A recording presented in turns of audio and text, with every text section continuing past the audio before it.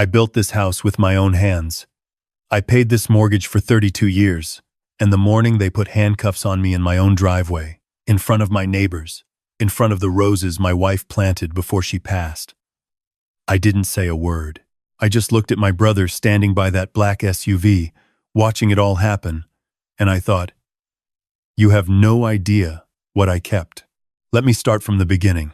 My brother and I grew up in the same house in rural Ohio. Same father, same mother, same cracked linoleum kitchen floor. But we turned out nothing alike. I stayed close to home, got a job at the county road department, married my high school sweetheart, and built a quiet life. My brother moved to Phoenix at 24, married a woman named Claire, had 2 kids, a boy and a girl, and spent 20 years chasing every business idea that promised to make him rich without requiring him to work very hard. None of them panned out, but he kept trying. Claire was a good woman. I say that plainly because it matters. She was patient with my brother in ways I couldn't have been. She raised those 2 kids, my nephew and my niece, largely on her own while he traveled. Disappeared for weeks, came back with new plans and empty promises. When she got sick, she didn't complain. Not to me, anyway. She called me once, maybe 6 months before everything changed, and she sounded tired in a way that had nothing to do with the illness. She said, "I just hope the kids are okay when all this is over." I didn't fully understand what she meant at the time. She passed in March. My nephew was 15. My niece was 11. My brother called me 3 days after the funeral. He said he needed a break to get his head right. He asked if the kids could stay with me for a few weeks, just until he sorted himself out. He said he'd come get them before summer ended. I said yes. Of course I said yes. They were grieving children. I had a spare bedroom. What kind of man says no to that? He drove them to my house on a Saturday morning in April. My nephew sat in the back seat with his arms crossed and his jaw set, already trying to look like he wasn't devastated. My niece held a stuffed rabbit she'd probably had since she was 4 and stared out the window the whole drive. My brother helped carry their bags inside, hugged them both for exactly 15 seconds each. I counted. God, forgive me. I counted. And then he was in his truck and gone.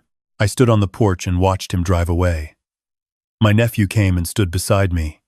He didn't say anything. Neither did I. We just watched the truck disappear around the bend. That was 8.5 years ago. My brother sent money for the first 2 months. Not a lot, but something. Then the deposits stopped. Then his phone number changed. I hired a people finder service after the first year and got an address in Nevada. I sent a certified letter. It came back, unclaimed. I tried again, the following year. Same result. By the time my nephew started his junior year of high school, I had stopped expecting anything from my brother and started making peace with the fact that I was raising these 2 kids alone, on a county worker's pension, and whatever I could scrape together from the savings my wife and I had set aside over 30 years. I didn't resent it. I want to be clear about that. Not because I'm a saint, but because those kids needed someone who wasn't going to resent them. And so I chose not to. My nephew started helping me with yard work on weekends without being asked.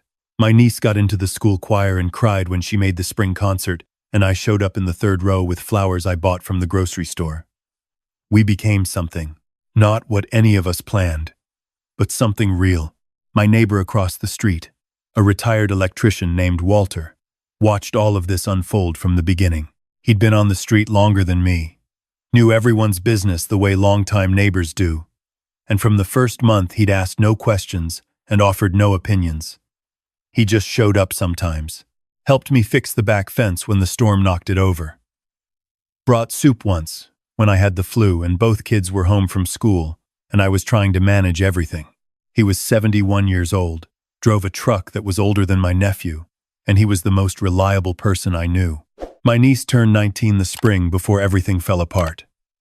My nephew was 23, working at an engineering firm in Columbus, coming home most weekends.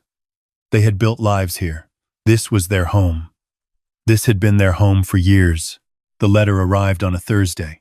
I almost didn't open it.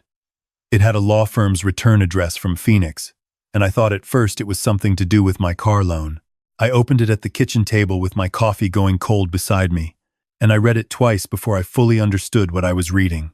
My brother was filing a civil suit, claiming that I had fraudulently transferred ownership of our late mother's personal property, a small piece of farmland about 40 minutes outside of town, worth maybe $60,000 into my name, without his knowledge or consent. He was claiming I had forged his signature on a transfer document 17 years ago. I sat at that table for a long time. Then I went to my filing cabinet in the hallway closet, the gray metal one I'd had since 1987, and I found the folder labeled Family Property. Inside that folder was a document. I had forgotten, honestly, that I even had it. My mother had asked me to hold it for her. She said she didn't trust the safe at her house because my brother knew where the key was. She handed it to me at her kitchen table one Sunday afternoon about 18 years ago and said, "Don't lose this." I'd filed it and largely forgotten it existed. I read it again now. Then I put it back in the folder, and I called a lawyer. Her name was Patricia, and she had a small office above a hardware store on Main Street. She was 63 years old, had been practicing family and estate law for 30 years, and she did not impress easily. When I showed her what was in the folder, she was quiet for a moment. Then she said, "Where has this been?" I told her. She said, "Does anyone know? You have this?" I said, "No." She said, "Let's keep it that way for now." We filed a response to my brother's claim. We did not disclose the document. Patricia advised patience. She said my brother's attorney would be expecting a straightforward fight over an old property dispute. She said the best outcome would be to let them make their case and then respond. I didn't love the idea, but I trusted her. What happened next? I did not expect. 6 weeks after the letter arrived, I was standing in my driveway on a Tuesday morning, getting ready to drive to a doctor's appointment, when 2 police cruisers pulled up. A deputy I didn't recognize got out and told me there was a warrant for my arrest on charges of document fraud and forgery. He was polite about it, in the way that people are polite when they are doing something they understand is uncomfortable. I asked if I could call my lawyer first. He said I could call from the station. My niece was at work. My nephew was in Columbus. My neighbor Walter was sitting on his porch across the street drinking coffee. And when he saw what was happening, he put his mug down and walked over slowly. He stood at the edge of my driveway and watched. He didn't interfere. He just watched, and he nodded at me once when they put me in the car, and that one nod meant more to me than I can explain. The processing took 4 hours. Patricia arrived at the station within 40 minutes of my call, which I was grateful for. They released me on my own recognizance by mid-afternoon. My brother, I later learned, had apparently spent the past several months developing a friendship with the county's deputy attorney general through a mutual connection in Phoenix. Not a corrupt relationship necessarily, but a warm one, enough to get a fraud charge filed faster than it might have otherwise moved. When I got home, Walter was sitting on my front steps. He handed me a coffee thermos. He said, "You want to tell me what's going on?" I sat down beside him and told him everything. He listened without interrupting, which is rarer than people think. When I finished, he said, "You still have the document?" I said, "Yes." He said, "Good." Then he said, "I was here when your mother gave you that envelope." I looked at him. He said, "I was walking past. She was getting out of her car. I didn't know what was in it, but I saw her hand you something at the front door, and I heard her say to keep it safe." He paused. I'm 71 years old, and my memory isn't perfect, but I remember that. I didn't say anything for a moment. Then I said, "Would you be willing to say that in court?" He looked at me like I'd asked a strange question. He said, "I'm your neighbor. Of course I will." The thing about my brother's legal strategy, as Patricia explained it to me, was that it relied entirely on the claim that no legitimate transfer document existed and that I had manufactured one. His attorney planned to argue that the signature on the document was forged and to present a handwriting expert to support that claim. It was a reasonable approach, except for one problem. My mother had not only signed that document, she had also, in her careful and thorough way, had it witnessed and notarized not by some anonymous notary, but by her longtime family physician, who had since retired to Florida but was reachable by phone and very much alive. Patricia tracked him down in 2 days. There was also the matter of my nephew. He drove home from Columbus the weekend after my arrest. He sat at the kitchen table, the same table where I'd opened that letter, and he said, "Uncle, I need to tell you something." He was 23 now, broad-shouldered, with his mother's eyes.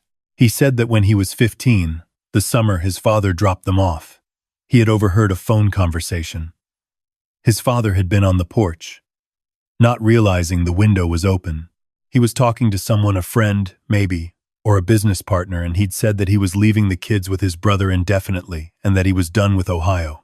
My nephew had been 15 years old and grieving his mother, and he hadn't known what to do with that information, so he had held it for 8 years. I said, "Why didn't you ever say anything?" He looked at me with those eyes and said, "You never made me feel like we were a burden to you." I didn't want to give you a reason to think about it differently. I had to get up and stand at the kitchen window for a while after he said that. He agreed to testify.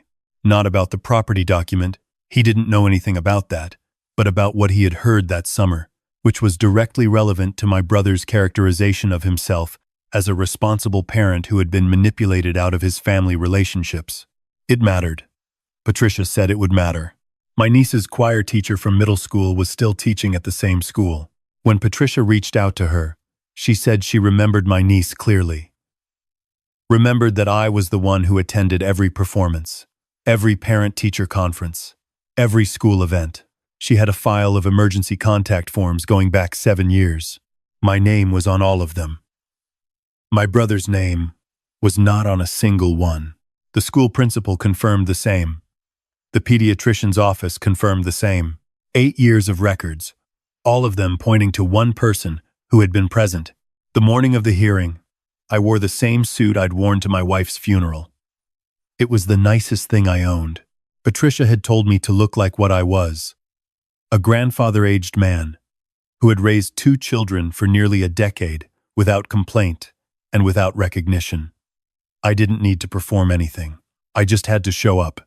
My brother arrived with his attorney, a younger man in a sharply tailored suit who carried himself with the practiced confidence of someone who believed he was the smartest person in most rooms.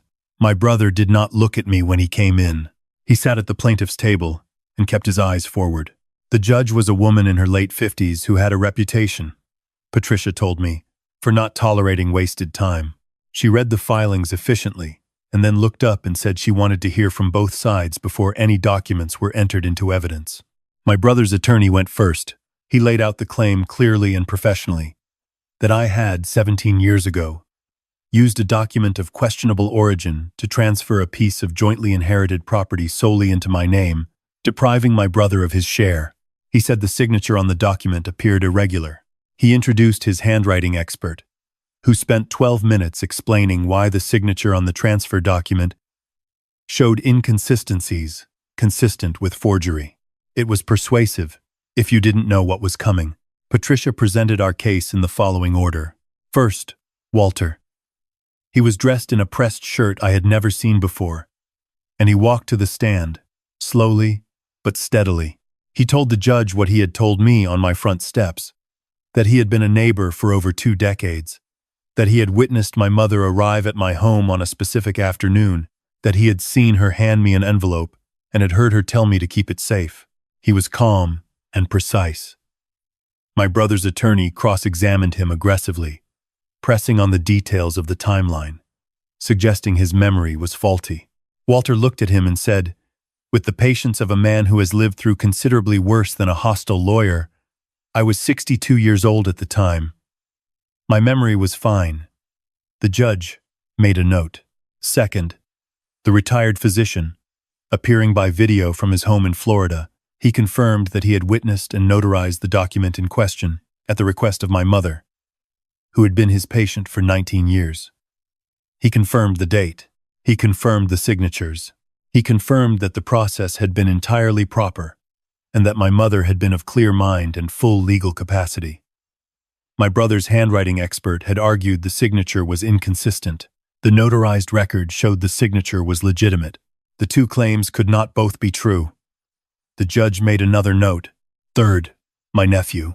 He walked to the stand in a gray button-down shirt, and he looked older than 23 in that moment.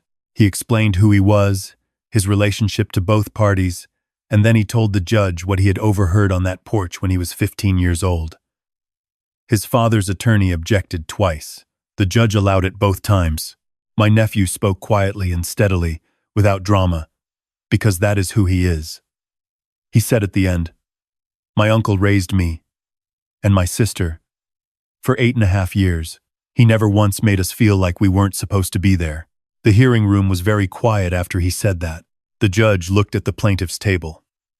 She said, "Counsel, I've reviewed the notarization record and the testimony. I'm not seeing the basis for the fraud claim as presented. I'd like to understand what your client's position is in light of this evidence." My brother's attorney asked for a brief recess. During the recess, I sat in the hallway with Patricia on one side and Walter on the other. My nephew stood by the window, looking out at the parking lot. My niece had come by, then she'd left work early, and she sat beside me and held my hand and didn't say anything.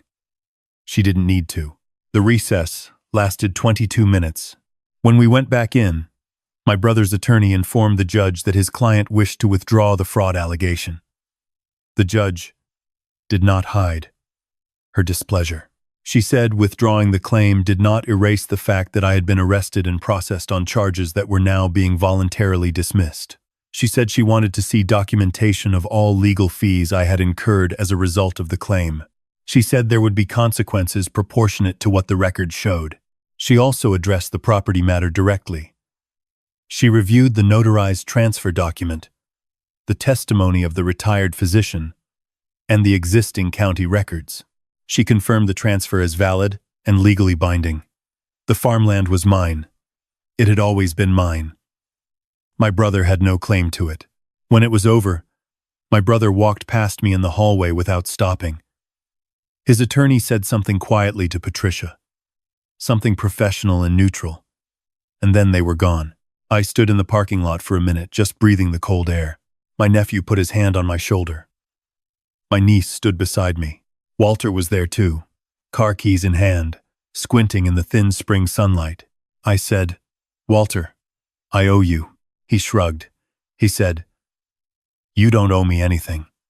You've been a good neighbor for 30 years. I said, "That doesn't mean I don't owe you." I told him I wanted to help him with the roof repairs he'd been putting off for 2 years because the estimate had come back too high. He started to protest. I told him I wasn't asking. He looked at me for a moment and then said, "Fine, but I'm buying the lunch."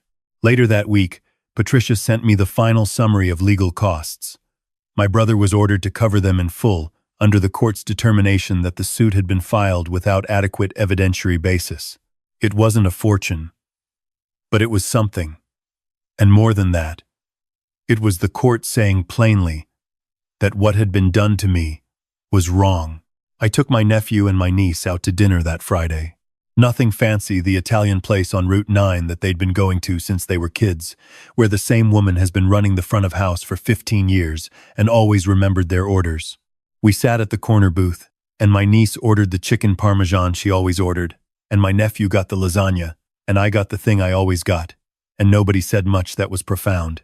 We talked about my nephew's project at work, and about my niece's plans for the fall, and about how the booth cushions had gotten noticeably thinner since the last time we were there. On the way out, my niece stopped me in the parking lot. It was getting dark, and the streetlights had come on, and she looked at me and said, "Are you okay? Not about the case, not about the legal stuff, just, are you okay?" I thought about it. Genuinely, I thought about the last 8.5 years, and the cracked linoleum kitchen floor I grew up on, and the roses my wife planted that still bloomed every June by the front walk, and the folder in my filing cabinet that my mother had handed to me at the door and said to keep safe. I said, "Yeah, kid, I am." She nodded. She believed me, because it was true. I went home that night and sat on the front porch for a while. Across the street, Walter's porch light was on. His truck was in the driveway. The neighborhood was quiet, the way it gets quiet in a small Ohio town on a Friday in early spring, when the last of the cold is breaking and people are starting to come outside again. I could hear someone down the block running a lawnmower for the first time since fall. I thought about my brother. Not with anger. By that point, more with a kind of tired clarity. We had grown up the same and turned into completely different people. And somewhere along the way, he had made choices I could not have made. And those choices had consequences that came back around. I don't know what his life looked like after that day. I don't know if he ever sat somewhere quietly and thought about what he walked away from.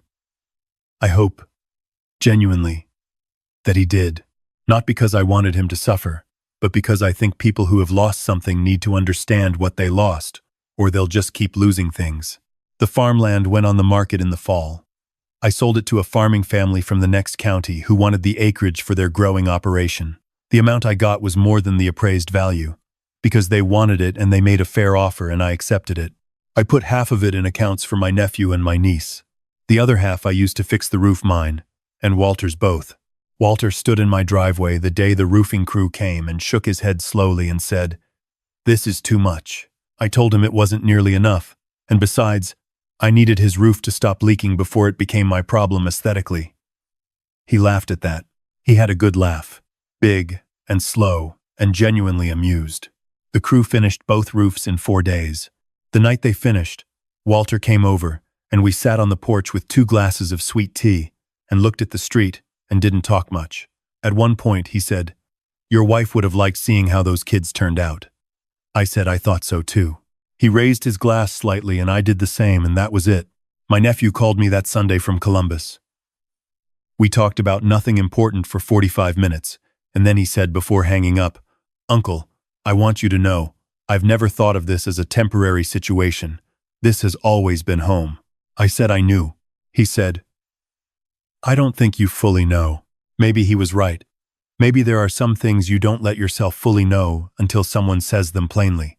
I went inside after the call, and I made myself dinner, and I sat at the kitchen table where I had opened that letter, and where I had read it twice, and sat in silence, and where my nephew had told me what he overheard on a porch at 15 years old. The same table where my niece had done homework for years, where we'd had Thanksgiving together, where I'd helped with college applications and science projects, and the kind of slow, ordinary conversations that make up the whole of a life. I thought about what I would say if someone asked me how I had gotten through 8.5 years of raising someone else's children on a pension, without recognition or help or the faintest acknowledgement from the one person who should have been doing it. I think what I would say is this: I didn't think of it as getting through anything. I just did the next thing.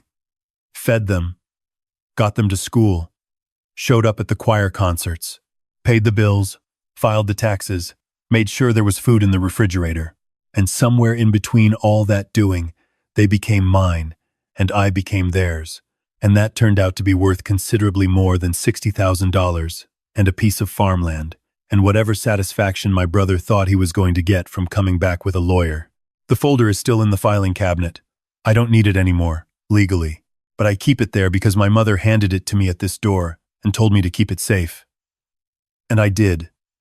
And that means something. Some things you hold on to not because they are valuable, but because someone trusted you with them. And you were the kind of person who could be trusted. And in the end, that is the whole story.